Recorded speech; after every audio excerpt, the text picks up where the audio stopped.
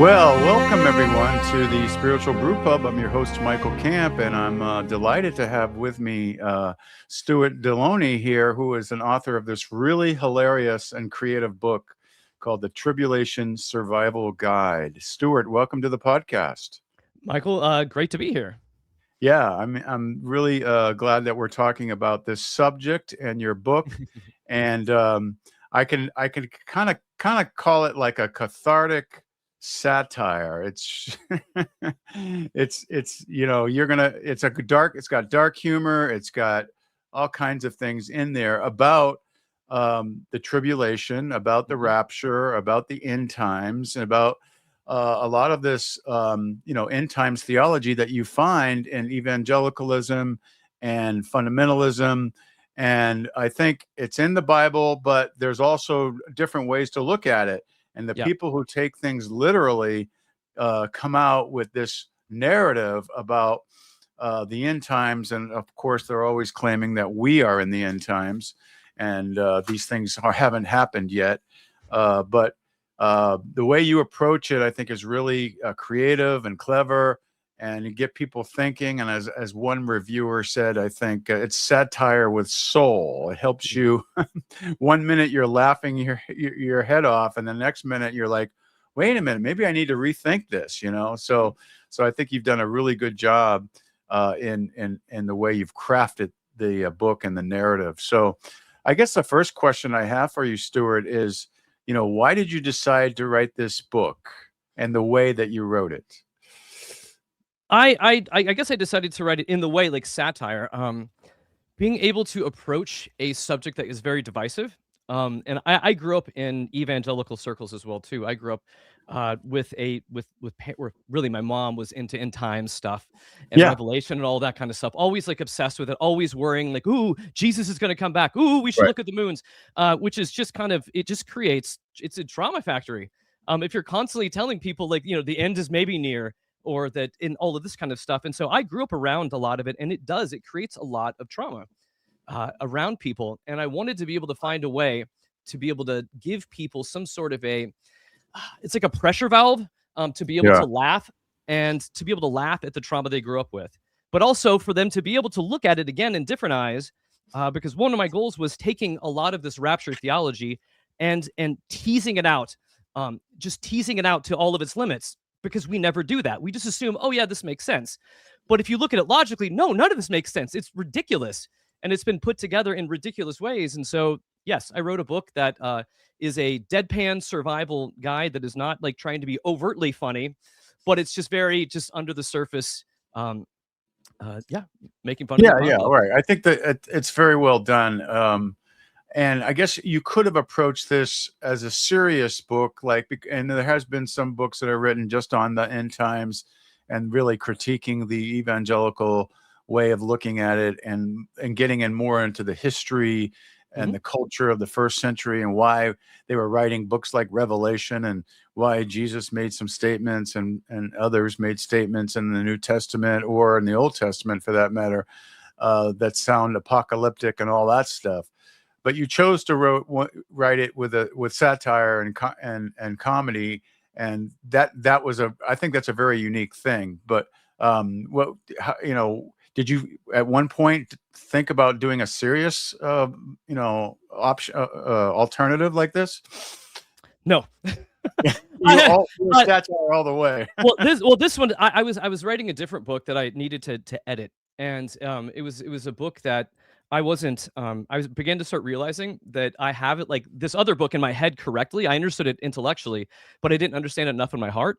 So it was me stalling, and then wanting to do something that I thought would be funny. And it started off just being really just a absolutely less satire, but just kind of ridiculous nature of things. But then I started kind of digging into it deeper, and I just started adding layers to it. The more I would go. Adding different layers to how we were telling this, because the book is structured around me, in this book that has this revelation that comes to me for over like 10 nights. And so it's kind of it's parroting the book of Revelations as well too, Right. in this. Right. And then it kind of rolls into the manual of, well, how do you survive now that the rapture is over? Right. Then Yeah, you're I left like that behind. part. It's basically pretending that you didn't make the rapture Yep. and Yep. you were left behind. And so now what do you do? Right. Yeah. Do you have the cover of the book that you could show? Because we have a YouTube version. There we go. There, I I love do. that. Yes. Yeah, Yes. I like that. And the subtitle is I How to can't read stay it. alive when everything else is dead. When everything else is dead. And I love the gas mask on the father. That's good. Yes, I've only had one other person point this out. It was on TikTok. They're like, wait, why is the head of the household the only one with the gas mask? And I was like, Really? Why doesn't everyone have it? that's the point. That's the point. But Michael got it Right. too. But I mean, the other thing is that, in my evangelical experience, I remember distinctly this is going to date me, but the Jesus movement of the 1970s, and I went one of the Jesus festivals I went to. Half the people were carrying around the late great Planet Earth by Hal Lindsey, and that was the end of the 70s and early 80s. That was the big end times book. And then later on, there was a whole bunch more that came out, including the Left Behind series. But it was just like people actually believed this stuff, that taking things extremely literally, so that you really believe that, first of all, the rapture could happen anytime, perhaps right after breakfast. I mean, you could, I remember seeing a comic book about the rapture that was geared toward young people, and it showed people floating into the air, going up into the clouds and everything. And they were serious. They really believed this. Yes. And it was, and at the time, you're kind of like, wait a minute, this is creepy. But then people were serious about it. And so you think, well, maybe I should think about this. What's going on?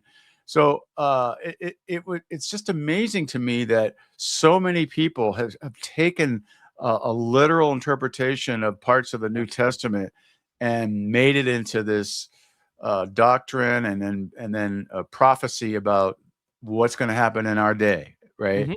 And I think the way that you approach the book, it really unpacks the absurdity of that, right? Yes. When you say, okay, well, let's go a step further. What's going to be like if you actually survive? You didn't go to the rapture and you were left behind. What was that really like? Not the movie version. No, not the movie version of that, right? But right, okay. Now, but it just kind of hits home the absurdity of it. Was that one of your goals? It was to be able to shine a light to the absurdity to all this, so that we can begin to kind of just laugh and be like, oh my gosh, I know we believe this, and we really we were desperately wanting to do what was right. We were doing what our churches told us, or our televangelists or pastors or grifters were telling us at the time, and we were doing stuff. People were genuinely into this, and because there's a lot of anxiety to life, and if people can give you certainty. Maybe you're poor and you don't have enough money to pay stuff, but wait, you're one of God's chosen, and He's going to take you out of here soon enough. You don't have to worry about any of this, and because it teaches, it's taught a group of Christians that follow this strongly. It's taught them escapism. Yeah, escapism, right? It's given them permission to not do the gospel now, right? Because in their mind, the gospel is leaving here. Yeah, right. It's also basically the kingdom of God becomes just heaven, and you're not really caring much about the here and now, because it's all going to get blown up or whatever, or destroyed. And so it really takes people's minds off of actually living in our world and making the world a better place, and just kind of holding out for for the end times, right? So what do you think? You went through, each chapter kind of goes through like a different theme. There's the false prophet theme. I love that chapter. We'll talk about that in a moment. The Antichrist, the rapture, etc. But what do you think is the most dangerous or harmful end times belief, or some of the more harmful ones? Besides all of them? Yeah, besides all of them. Besides all of them. Right. But I mean, the ones that stand out, like, this is absolutely I mean, it's anytime, at least the way I read the gospel, the way that I read how Christ is telling us to be very here and now, to be very invested in our communities and our neighbors and our enemies and all of the stuff that's very, very here and now. And what ends up happening is when you begin to move into this whole mindset shift, this mindset shift toward we're just going to get out of here, it changes the way that you look at everything. It changes the way that you look at your neighbor. Because they could just, well, if I don't like them that much, basically they're one of the goats and I'm one of the sheep. When the dividing happens, I'm going to heaven, they go to hell. Sorry. And so it gives you almost a license and permission to be able to not be loving anymore. It gives you a permission to act like you're somehow like your church or your group of believers that believe exactly this way are kind of like Noah's Ark. And we're just waiting for the rains to come. And it pulls us away from all of the Bible. It pulls us away from creation, because at this point we don't care about creation. We don't care about it because it's all going to burn, baby. We don't care about our neighbors. We don't care about loving anyone, and it becomes very just like end justifies the mean. Because when this because it gives them a permission to kind of just be assholes. Right. I mean, and it's ironic because that sheep and the goats passage is actually talking about the here and now. It's like, absolutely, yes. If you've loved the least of these, then I welcome you, and if you haven't, then I don't welcome you. Right. So it's actually talking about what you've done here, and not having a ticket to heaven or believing the right beliefs, but how you treat your fellow human beings on earth. So, I think that's a good point. That the whole paradigm of how you look at the world is warped when you believe this stuff, right? And I think the other danger to me would be like the fear that it puts into people, and they develop a fear-based faith. It's all about avoiding punishment, making sure that you've checked all the right boxes, and now Jesus saves you, and everyone else is going to burn. Everyone else's default destination is hell. But sometimes you still feel the fear. Well, because that was a real thing too, right? Because even though you were in the church, you called yourself a Christian, and you believe this stuff, there might have been some doubt, and you're like, well, am I good enough, or am I really going to be raptured, or am I going to be left behind? And actually, I don't know if you did, but a lot of people have had that fear of coming home and their parents weren't home or something, and and they thought, oh man, maybe the rapture happened. What's going on? Yeah. Do you remember watching A Thief in the Night? I remember like them like shoving that at church on us, and like in church basements to watch that old film. And it's a horrific film to watch. It's basically about terrorizing children. It is, right? And to worry about it. Yeah. And I was spared that. Our church decided not to show that, which because they did realize it was kind of traumatic for kids. But a lot of churches did. They just traumatize them. We don't care. That way they'll come to Jesus, right? They'll be so afraid that, and that's really what they're doing, right? But of course, even if they didn't show it, they still had the same fear-based theology, right? It was still there, right? So the other thing I wanted to touch on before we kind of get into some of the chapters was and maybe I didn't read every word of the book, so maybe you could fill me in on this, but I know that every once in a while in the book, he would throw in something, that's more reasonable to think about it that way, right?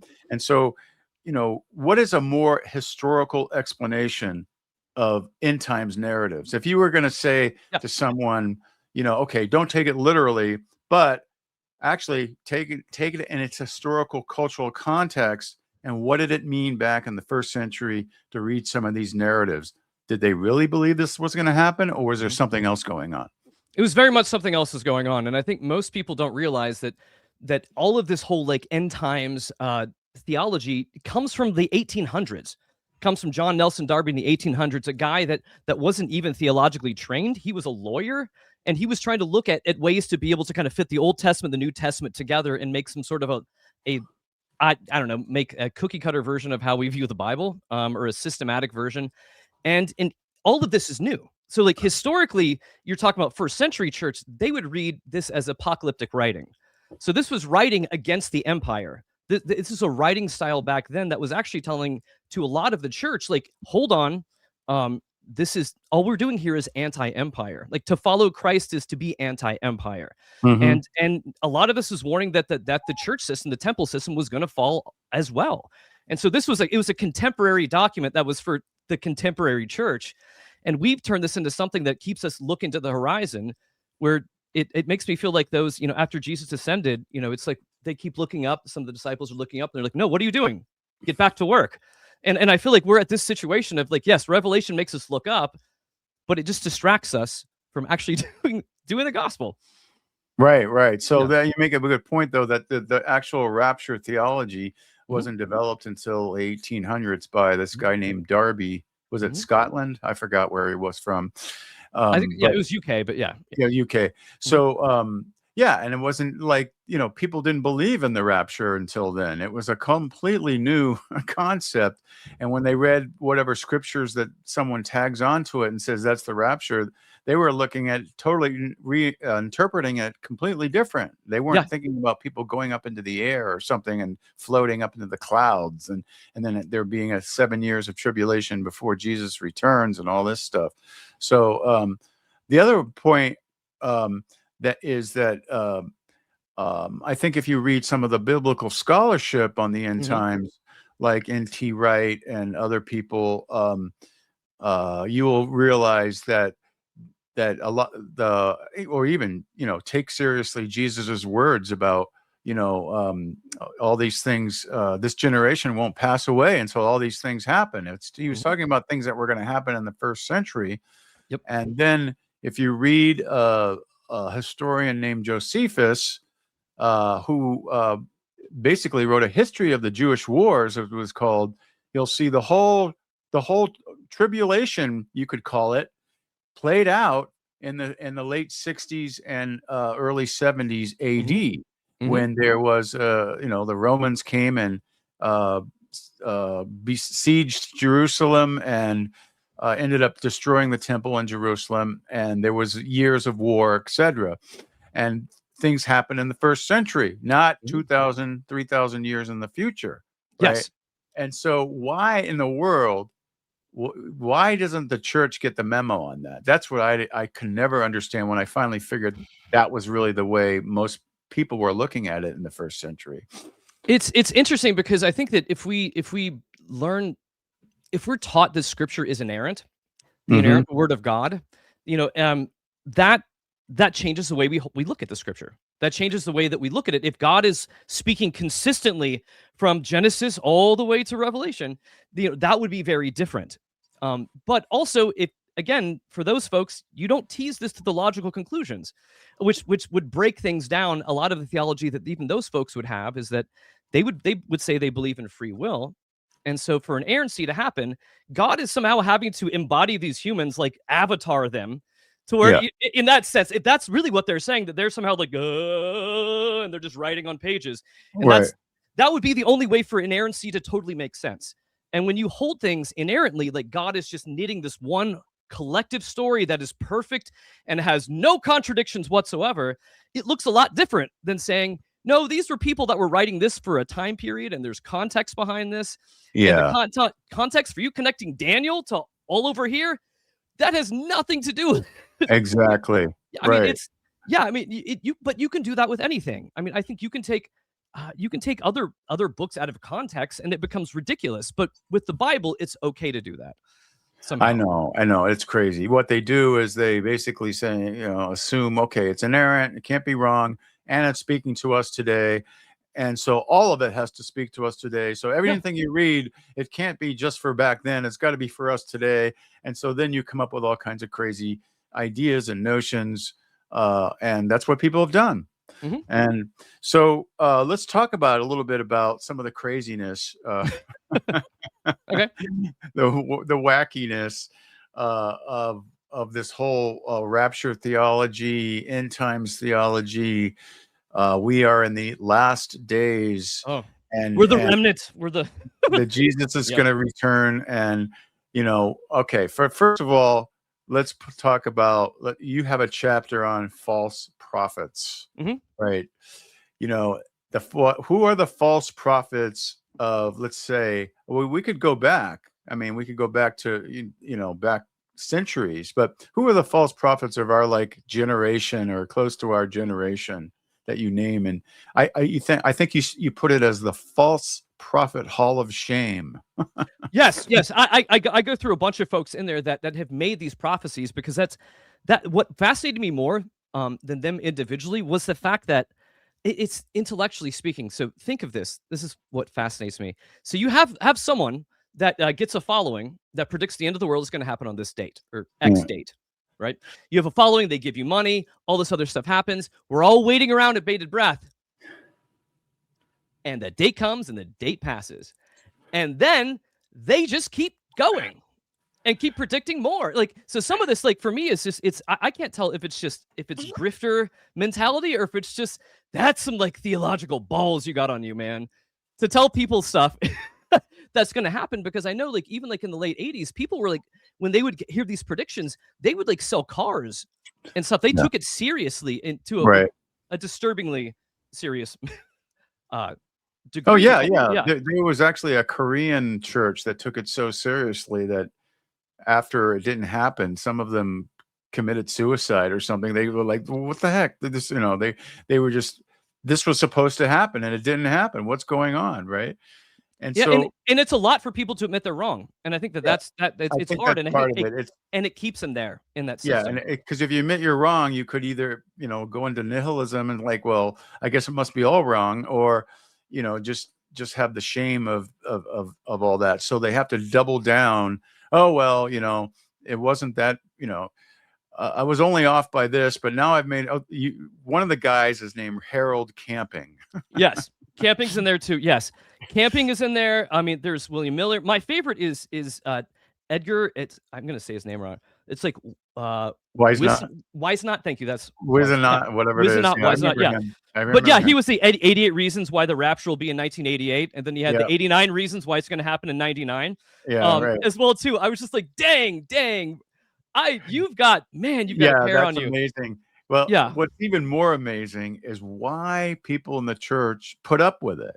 In other words, here's this guy who writes this book, 88 Reasons It's Going to Happen in 1988, and it doesn't happen. And then, of course, he moves the goalpost, right? Yeah. And people in the church are like, okay, well, that guy was just, well, I guess, even though I was really into the book and everything, and I thought, man, this is good and it's probably true. What the heck? They still believe the theology, right? That's what I don't get, right? And this Camping guy gave a date, and then when his date was wrong, what was it, 3 or 4 months later? I can't remember. He pushed it out. He pushed it out and it's what happens, and this, and you write about this, Michael, too, about what fear-based faith does to people. Yeah. Right. But especially even in these congregations that also use the end as almost a tool. What begins to happen is you give folks that want certainty. You give them some sort of hope in something that they feel they can hold on to. You tell them they're special. You tell them that, only us in this church here. We are the only ones that totally see this right, but God is going to reward us. I mean, God is going to put more jewels in your crown, more mansions in heaven. And the way people, even when I was a kid, remembering how they would describe heaven, it sounded so gaudy. It sounded like Vegas. It sounded like Mar-a-Lago before I knew what Mar-a-Lago was. But it's, it sounded like so much about well, I'm going to get mine in the end. I get my own mansion. I get this payday. I get this payoff. And even if my life has been small and sad, and I sacrifice way too much of my salary to give to my grifter pastor because he keeps asking for more money, I know God's will take care of me in the end. And it ends up, it ends up being just a whole parasitic relationship that you end up having with your church, with your community. If you leave, you lose all of it. So it keeps you there. If you leave and say that I've learned that all of this is crap, it is psychologically very difficult It's to very admit difficult. Yeah. that the roads you have gone down, the bridges you have burned, all of these kind of things that you've done, yeah, it can lead to people's undoing, which is why most of them will stay. It's simple. Yeah, I think that's true. You know, they're in a community. We were in a community. We felt the same way. For many years, I felt the same way, and you don't want to leave because you know when you've heard of people in the church talk about other people who have left, and they're heretics, they're apostates, Yep. they're lost, they've fallen away, they're not Yeah. saved anymore. They're probably going to hell now, and you don't want that to happen to you, right? Yeah. We gotta stay away from that slippery slope, man. That Yeah, exactly. whatever it is. Yeah. And unfortunately, for most people, the only thing that really helps them kind of get out of it is if something very painful or very emotional happens to them, and then they're like, "Oh, okay, I really do need to rethink this," right? Unfortunately, most of the time, but sometimes every once in a while, someone is just, if you could be intellectually and honest, and really look at the end times narratives with let's say a logical, historical, and even biblical. When I say biblical, I mean, looking at the Bible the way that the first century followers looked at the Bible, and it wasn't infallible. There were gray areas, and they didn't decide what the whole Bible was until 3 centuries later. And so during that time when they hadn't decided yet, they weren't saying everything that Paul wrote was sacred scripture, or they weren't saying everything. There were more than just 4 gospels. And even Orthodox believers and church fathers, they some of them admired other gospels and other narratives, and they thought should be in a sacred text that never made it into the New Testament, right? So, you realize that, wait a minute, it wasn't so black and white. This book wasn't just falling from heaven and everything, and God said, this is it. We've got it. And there was a lot of disagreement, and it took centuries for supposedly the church to decide what the real book was, right? Yeah. So, and if you could just look at it that way and be intellectually honest about the history and the culture and the original language, etc., and the original, let's say, way of looking at certain types of literature. Apocalyptic literature was very common, and it's not common in our day and age, but it was common back then, and people didn't take it literally. They knew there was some other meaning behind it, right? So it's very interesting. So the other thing I want to bring out is, I know you're, in a sense, you're kind of making fun of this whole thing, and the dark, as it says, the Tribulation Survival Guide is for exvangelicals, spiritual misfits, and connoisseurs of dark humor. But it's kind of like, okay, there is tribulation in the world, though, right? Yeah, there is. There absolutely is. And so how do we, how do you look at the tribulation, or let's say the end times narratives of the New Testament that are hyper, legalistically applied, and to today when there's really no grounding for it? But how do you address the real tribulation in the world? How do you explain that? I feel like for real tribulation, it's the scripture does say this: there will be antichrists, which it's the silliest thing that like evangelicals have latched on, that this is one central character, right? Not just like, let's just parse out the word, anti. What does that mean, folks? Christ. That would be the opposite of Jesus. So systems that are the opposite of Jesus will always be with us, and we will always be dealing with these types of antichrist situations. And I believe vigilance is always required for us as Christians. Revelation gives people permission also to not care as much. I grew up in a Southern Baptist church, and I remember asking my dad about this when I was a kid too. There was one Bible study class that always was studying Revelation. No, yeah, right. They never stopped. They never stopped. Like that was their thing. And so that began to teach me that like this is people love this because it feels like, ooh, we can figure out the secrets Yes. of this, or it's like the X-Files. Ooh, it's like sci-fi because there's dragons. And anytime we can get ourselves to like completely just avoid reality, that's fun too. But churches also do a pretty good job teaching people to avoid reality a lot of times as well. So this kind of folds in with that. If you're in that type of tradition or ilk of what you're moving forward. So yes, we will always have tribulations happening. The world will always be on fire. There will always be wars because humans and greed. And we're still called to fight the good fight, to be voices of truth, to push back against these systems that are hurting and marginalizing folks as well too. I think the tribulation will always be with us. And in the sense of the book I was writing was more about the power structures that prop these things up. My goal was never to punch down to those that follow it. I understand it. I've grown up around folks that, would do that. They'd send in their hard-earned checks to grifters because they believed it was what they needed.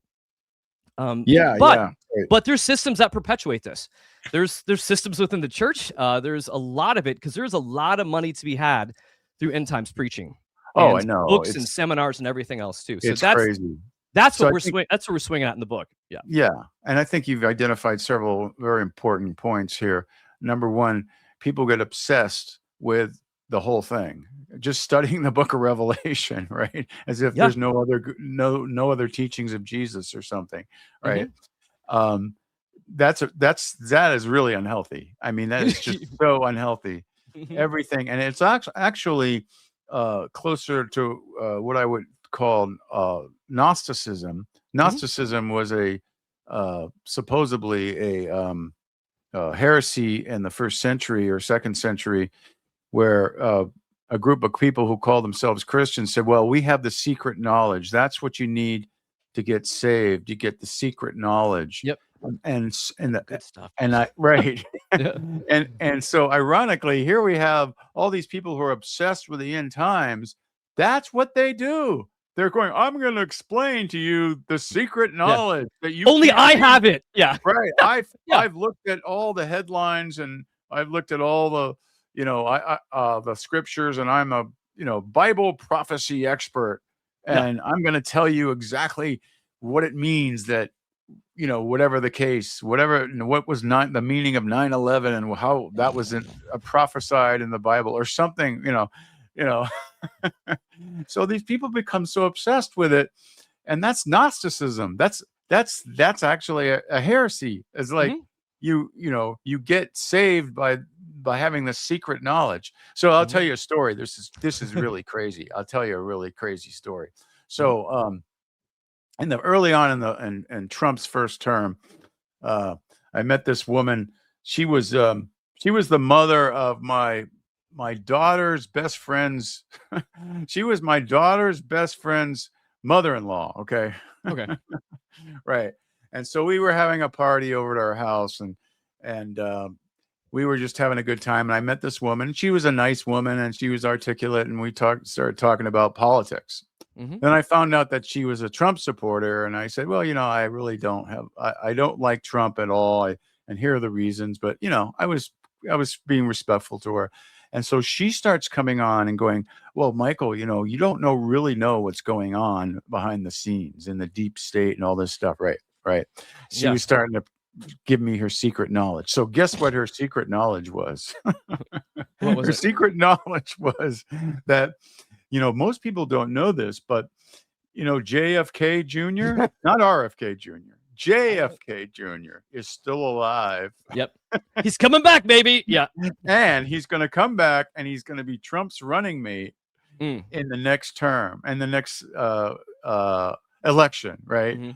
And you're like, you're looking at this woman and going, you actually believe that? I mean, you don't want to, it's like, that is nuts. Right. And so then she says, it's also tied to, what's going to happen in the end times, and it's all coming to fruition. And I'm going to go run out and get you a book that'll explain it. She runs out to her car and she grabs this typical end times book that supposedly explained, how to, and then she was a QAnon fan. Of course, that's where that JFK thing came from, right? That is the icing on top. Yeah. So that's kind of where you land if you kind of follow these rabbit trails and start believing this stuff. How in the world does anyone come up with that? I just can't understand it. First of all, like, I think you've laid out something very interesting in your story too. Here is, and both of us are authors, so I'm excluding authors from this one comment here. But like, if you have people that that travel with books in their car, just like, hey, Michael, I've got a book for you. I've got a box of them in the back of my car. You're like, oh, I'm not going to judge her, but yeah, I'm going to judge her right now completely. You're a little crazy when that begins to happen there. Like, but what hits me too is there's a certain pride to it. And like you can see it in people's faces, like, I know. Yeah, and right. Don't. Right. I'm bringing you the gospel of right. Nutter It was butters. just like that. She turned to her husband and said, honey, this and Michael. I was telling Michael about XYZ. We really need to get him straightened out, right? Yeah. So anyway, but what's crazy about that? You bring up a great point. Like, growing up, like in evangelical circles, I remember growing up, pastors would commonly make fun of Mormons or like Scientologists as being like, oh, these are false heresies, these fools. Right. But the core of Scientology and Mormonism is, hey, we're getting out of here. We get our own planet. We get off of this planet. So this is the same thing. It's so pagan. Yeah, it's the funny thing that we would make fun of, being like, oh my God, these guys, they're horrible. Listen to what they're saying. But guess what? I know the real. Yeah, I know. But and that's the funny thing, is that it's end times theology is the same thing. It's just, it's a different type. We're biblical, but you're doing the same thing, right? You got the secret knowledge, and you're going off and rescuing yourself, and not caring if the rest of the earth, burns up or whatever. It's an intellectual dead end street that you're buying a house on. Yeah, right. This is where we're going to live for generations, on this dead end street. Right, I don't have to think anymore. Right. But the other point I wanted to make was that, you said, there's tribulation always going on anywhere in the world at any given time. That has nothing to do with the tribulation that Jesus, let's say, talked about in the Gospels, because Jesus was talking about a tribulation for that time period. Yep. Which I think you could argue historically was between, 67 to 72 AD or something. All these things happen, including the destruction of Jerusalem and the destruction of the temple, and the end, not the end of the world, but the end of the age of Second Temple Judaism, you could argue, right? And it's all right there in the history of the first century. But if that's what he was talking about, he was talking about a particular tribulation, not the end of the world tribulation. Absolutely. Right? Yeah. And so there's tribulation in every generation. There's all kinds, and we certainly don't take that lightly. And it's kind of a slap in the face of people who suffer during, some kind of really hard, difficult time or country they live in. Yep. And then we say, oh, yeah, but that's nothing compared to, what's going to come at the end, right? Yeah, or even, but you're right. But this leans into also, Christians have this persecution, like modern day Christians have this complex that they want to, it's like, ooh, I'm going to be persecuted for Jesus. And it's not like first century where Nero, like around 70 AD, is literally like having garden parties in Rome. And what's lighting up the night are Christians. Like, they're literally burning Christians to be able to light their garden parties. That, I call that persecution. The fact that someone's not going to write Jesus or Christ on your Starbucks cup, that is not persecution. Yeah. I felt it. We're kind of like, I feel like nowadays Christians just go jonesing, man, looking for persecution where there is none. Right. Or the war on Christmas or something, right? Yeah. Is it, right? I'm feeling persecution today, or is it a bad Monday? I don't know. Did the tribulation happen? It's silliness, and it makes us all seem like spiritual fools.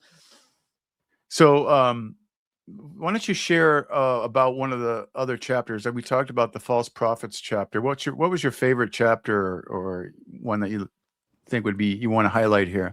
Yeah, I enjoyed And it was fun. I probably won't ever write a book quite like this again, because it happened in phases. So I would write it and I'd be like, oh, this is how it's going to be. And then like my wife would be like, no, you need to like do more. Or then I'd be like, then I'd send one of them to like I'd send it to my therapist and be like, how am I going? He's like, okay, you're going good now. Or then to my friend. But it was great, because it was towards the end of finally getting to where we needed to be. My friend was like, hey, you've got some of these out of order. And he just talked to me about organizing the chapters more for like the different like dispensations and different periods that are going on. And so one of my favorites ended up being, it's like essentially how to make a home in hell. So Oh, so right. I remember that one. Yeah. so the first parts are kind of like, Right, this is right. like what the tribulation is, and then Yeah. about midway through, tribulation's done, and then it either kind of goes off to like, how is it living in hell, or how is it trying to make a life in heaven as well too, because heaven is not as easy as we'd think it would be as well. But yeah, for the most absurd was, yes, being able to find to be able to find like, how do we decorate hell? How do we make life livable in the hell that we're living in? Right. Yeah. So I mean, yeah, folks, it's like if you miss the rapture, there's only two things that could happen. You know, you survive the tribulation and somehow, and you make real conversion to Christ, and now you go to heaven, or you're toast. Yep, you're toast. Yep. So you know what the survival guide tells you both ways, right? It does. It's there to cover you at all your bases. All your bases. Yeah, because you're mentioning like other ones that were fun. Like there's a chapter on like how to be friends, how to befriend the four horsemen of the apocalypse. Right. And so going through those ideas too. And it gets litigious at times, but it also is ridiculous at times, because there's quizzes, and trying to figure out which horseman do you more align with, which one would you swipe right on, and going through that. But yeah, it's trying to merge a lot of common culture and consumerism today into how we are, into what the end times could look like if they were real. Yeah, really. And then the other point that we were talking about, critical points, people being obsessed with the end times, and people not understanding the history, and the thinking they have secret knowledge. And the other thing is like, people make a lot of money off this stuff. That's the crazy thing. We're talking about that's why there's so many end times books, because people buy them, you know? And so it's like, they're buying these things. I don't get it. There's so many of these end times books, and supposedly prophetic experts, that bill themselves, and they speak all over the country or whatever, and there's just a weird fascination with this thing. And unfortunately, people in power, or people who just want to make a buck, take advantage of it. They do. Yeah. So I mean, it's they take advantage of people's anxieties and pain from this, because it is ridiculous for someone who was a missionary for several years, who's been a pastor for several years, who's never this trade was never a lucrative one that I was going into, that kind of a thing, to where like, that was like my father, when I told him first, I felt called into ministry, and it was the weirdest thing. He almost seemed disappointed. He's like, you're never going to make any money. But that's how I've walked through ministry. Ministry was never about getting rich. It was about doing the work of Christ. But these folks, man, they have seen an opportunity, and they have captured it. There is a lot of money to be had in people's fears and pain. And it pisses me off. But yeah. That's true. It's the right market. Right. I mean, I was a missionary in Africa, and I'm telling you, it is not a lucrative business. Even if you're completely Orthodox and you believe the whole thing, you do not make a lot of money. But there's certain areas of Christianity where people can make tons of money, and it's like Frank Schaeffer says, you get, he inherited the mailing list that was already huge, and he could have made tons of money doing the same thing his parents were doing. Right. I don't think his parents, I don't know if people don't know who Frank Schaeffer is. His father was the evangelical guru for a while in the 1970s and 80s, and started the pro-life movement, really, or at least was instrumental in starting it, and went around the country speaking. But Frank Schaeffer said, "Oh yeah, all these people, all these televangelists and mega church pastors wanted him to come and speak because he would kind of legitimize what they're trying to do, and they flew him around in their private jets and so forth. There's people like that, and some of these same people, make a lot of money off of the end times narrative." Because they play on people's fears, and people love to know the secrets of the mysteries, and know what's really going on, and no one else and other people don't. So what's odd in that circle that you're talking about is I think folks don't see this enough. It's a multi-level marketing kind of pyramid.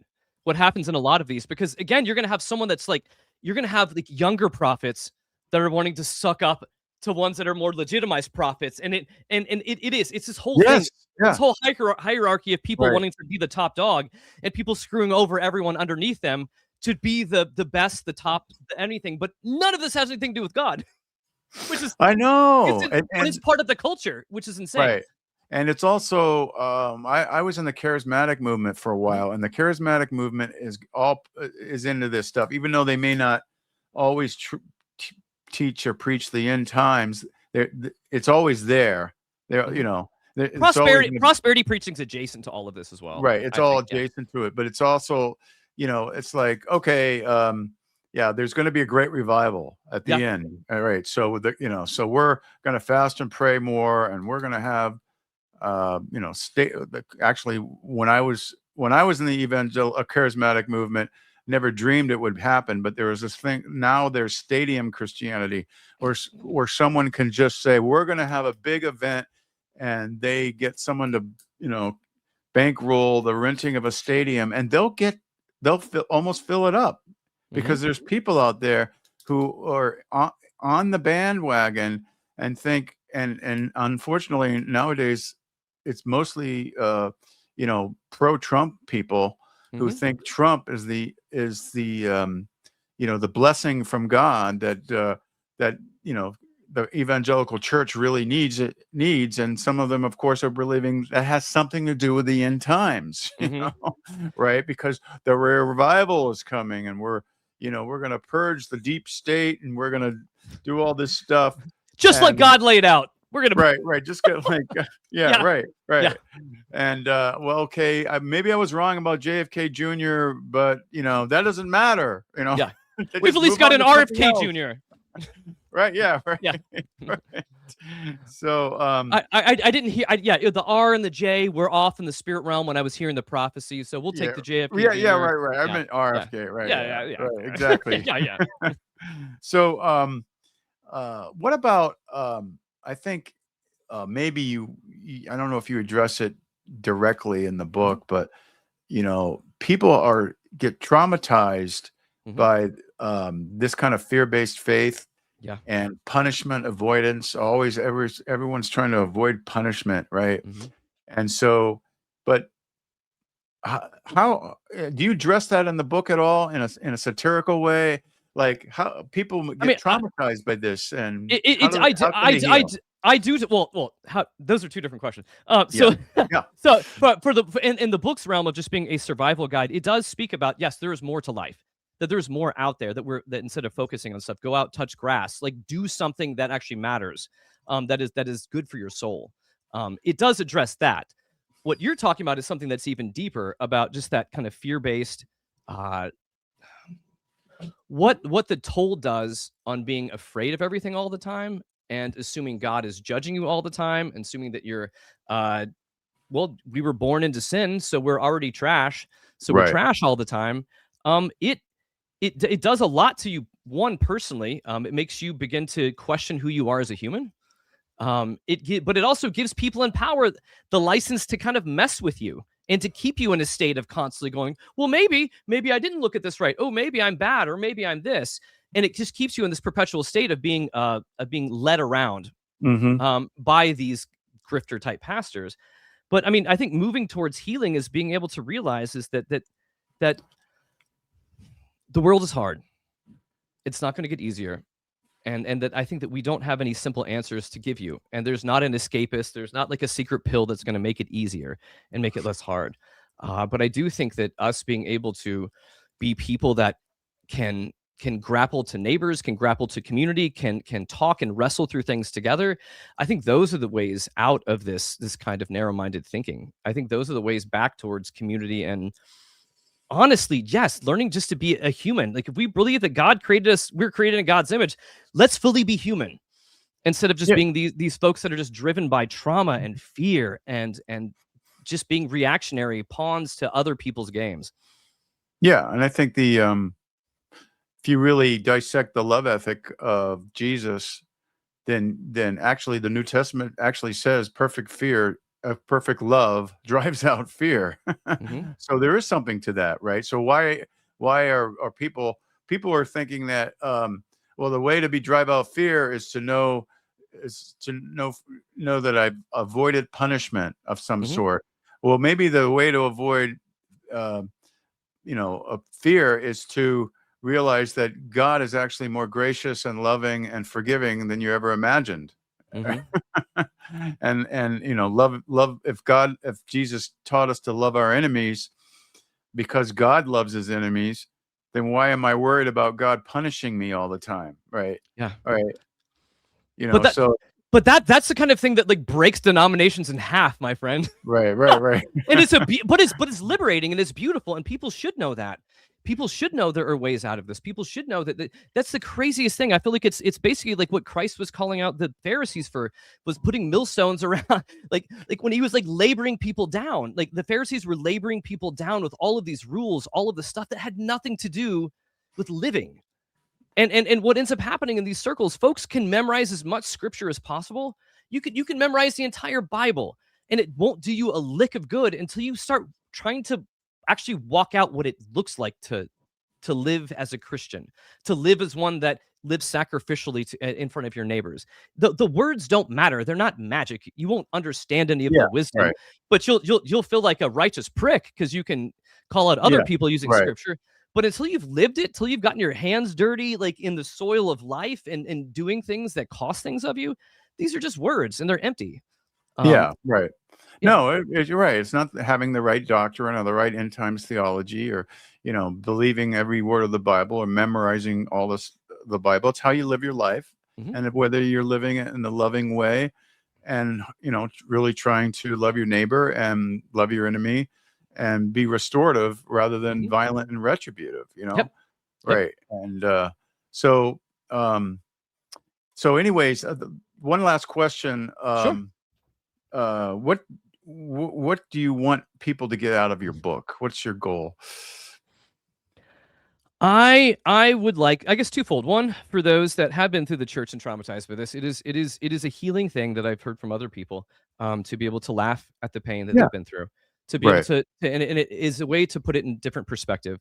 I think what else I would like for folks to be able to look at is that to look at control systems.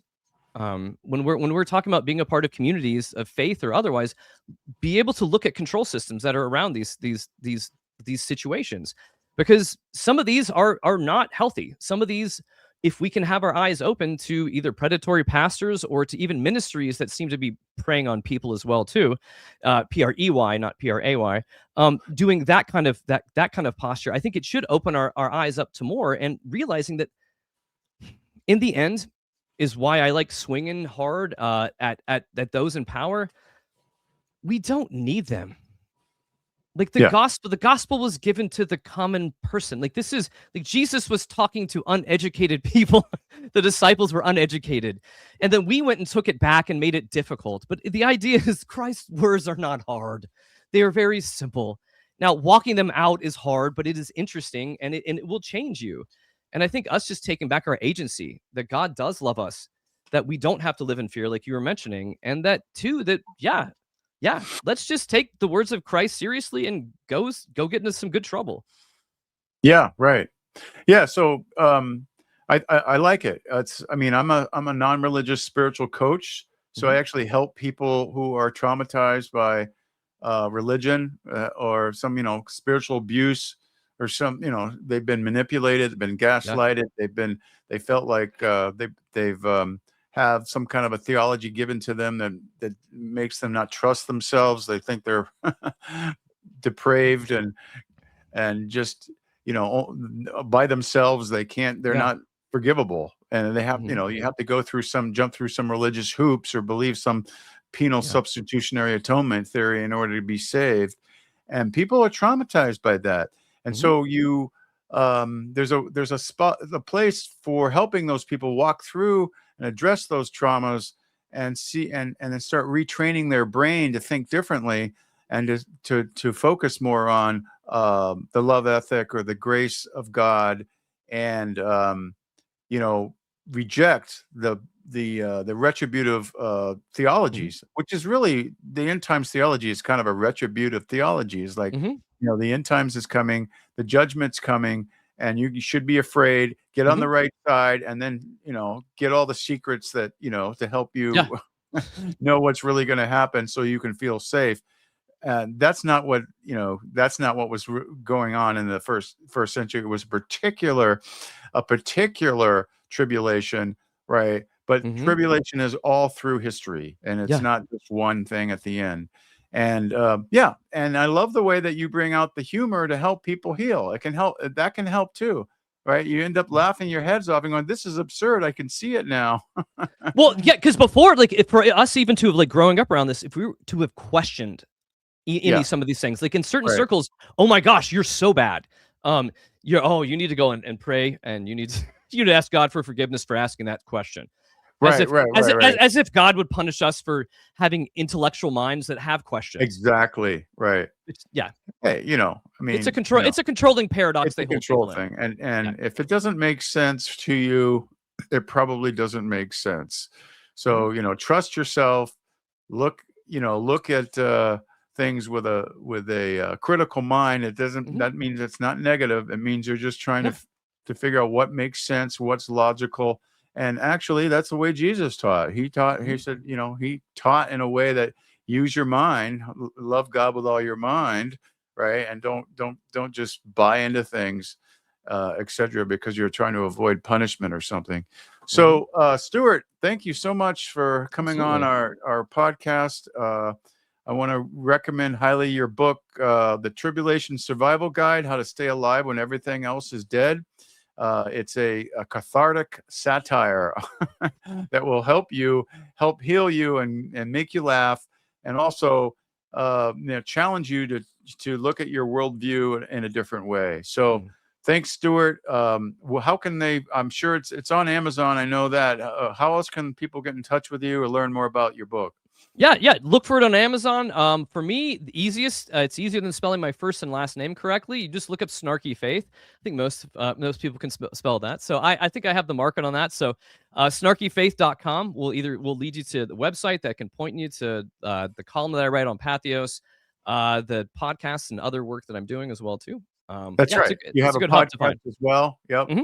Yep. So I've been on your podcast and you're on mine. So so that's cool. Yeah, I highly recommend it. He's got a great blog as well. So thanks, Stuart. And folks, check it out. The Tribulation Survival Guide. You gotta get yourself a copy. And the gas mask is optional. You don't need that necessarily. Okay. All right. Well, folks, until next time, enjoy responsibly.